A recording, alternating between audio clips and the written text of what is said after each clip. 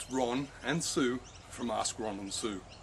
Today we're going to have a look at performing a basic chakra balance using Clear Quartz. Clear Quartz is a master healer, an all-round healer, and can be used to do just about anything when it comes to crystal healing, and it's excellent for performing a basic chakra balance. Before I get into the balance itself, I'm going to assume that you've established some place at home where you won't be disturbed for the period you're going to be doing it, say 20-30 minutes. It's nice, quiet and restful.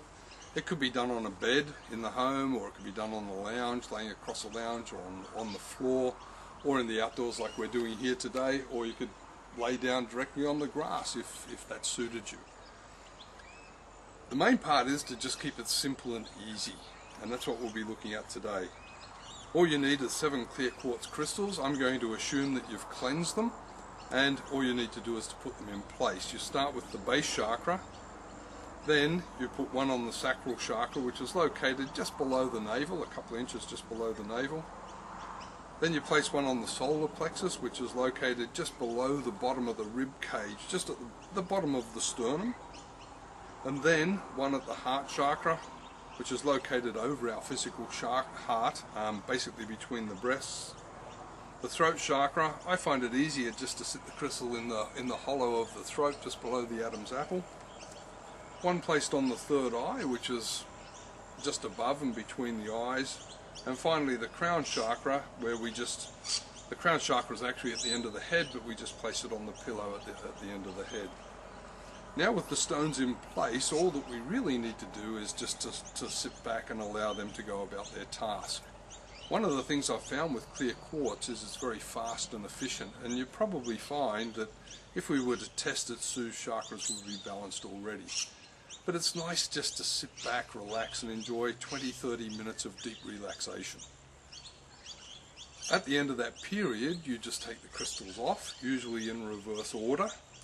But don't get too hung up on that. If you forget and you start at the base chakra and you're taking them off that way, that's perfectly fine as well. Just try not to mix it up too much. It's better to follow some sort of sequence and form. Now, I'm just going to repeat the process because it can also be done using quartz points, natural quartz points. Now, there's been a lot of argument going on for some time about whether they should be pointing down or whether they should be pointing up. My experience over quite a lot of chakra balances now is that it makes really little to no difference. It becomes one of personal preference. Some people like to run the energy down the body, and some people like to run the energy up the body. The most important part is that, following the same rules as before, that you start at the base chakra. On this occasion I'm just happen to be pointing them up, so they're going to be running upwards. And then you put one on the sacral chakra, you follow with the solar plexus, you follow with the heart, you follow with the throat chakra, you follow with the third eye and the crown chakra. Now naturally you'd take it a little bit slower. I was just speeding the process up there a little bit, and again you just let them stay in place, or you can mix them up. For example, if you only had 6 points and 1 tumble stone, that'd be fine. Any combination of quartz will do the job. After your 20 to 30 minutes of deep relaxation and just allowing the crystal's energy to get absorbed and that through your body, you just take the crystals off. And again, just take your time about it. Now, you can have this done by a professional healer such as myself or Sue or whoever you go to, or you can have a friend just come in and help you just by placing the stones down. But keep in mind that a lot of these instructions are about how could you do it yourself.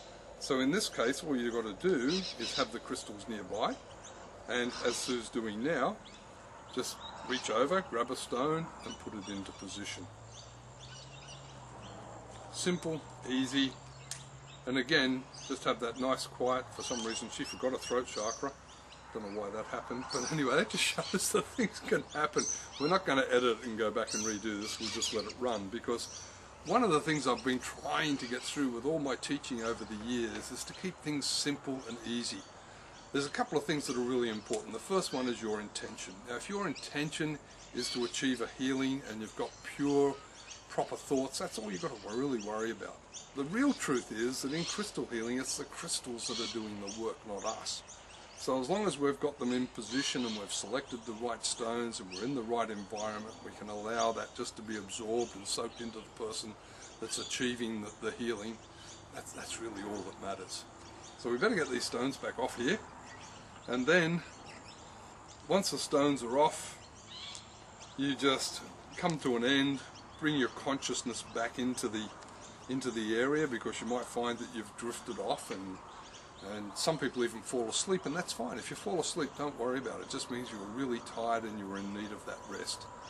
But it's essential that you bring your consciousness back, be fully aware, be aware of your surroundings. Some people like to wriggle their toes and their fingers and just move a little bit, and then quietly and gently sit up on the table.